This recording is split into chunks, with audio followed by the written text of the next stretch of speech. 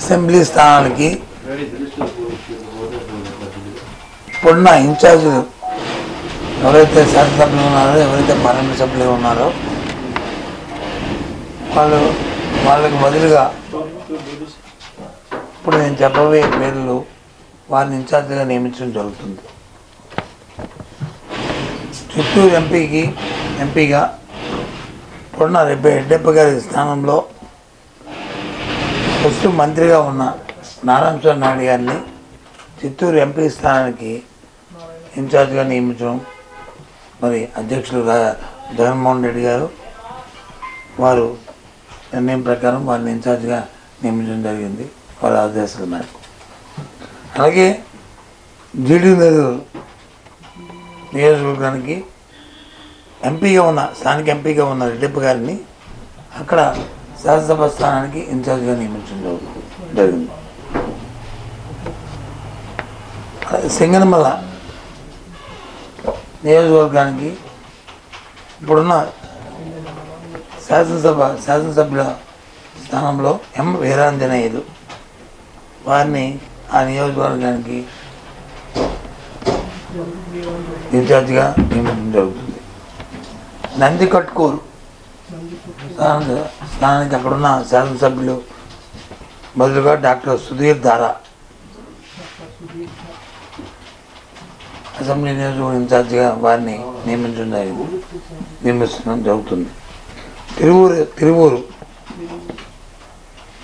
స్థానిక శాసనసభ్యులు ఇప్పుడున్న శాసనసభ్యులకి బదులుగా నల్లగట్ల స్వామిదాస్ గారిని వారిని ఆ అసెంబ్లీ స్థానానికి పార్టీ పర్యవేక్షణకి కార్యక్రమానికి వారిని ఇన్ఛార్జిగా నియమించడం జరిగింది. మడకసిర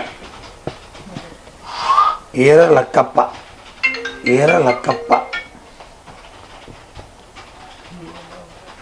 అలాగే కొవ్వూరు తలారి వెంకట్రావు ఆయన ఇంతకుముందు గోపాలపురం శాసనసభ్యులు ఉన్నారు. వారిని కొవ్వూరు నియోజకవర్గానికి వారిని ఇన్ఛార్జిగా వారిని పర్యవేక్షించడానికి వారిని నియమించడం జరిగింది. కనిగిరి ఇప్పుడున్న స్థానిక శాసనసభ్యులుగా ఉన్న వారికి బదులు దద్దాల నారాయణ యాదవ్ దద్దాల నారాయణ యాదవ్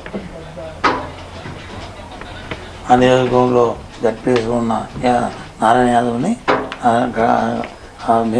స్థానిక నియోజకవర్గం తాలూకా ఇన్ఛార్జిగా వారిని నియమించడం జరిగింది. మళ్ళీ ఒకసారి రిపీట్ చేస్తున్నాను.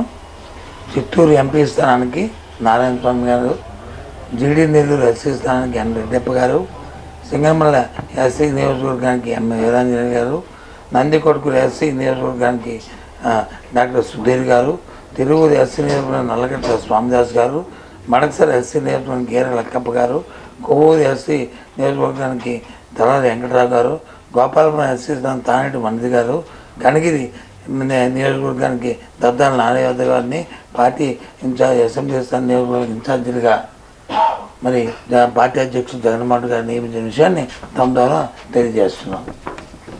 మొత్తం 9 ఇంక్లూడింగ్ ఎంపీతో కలిపి. ఓకేనా?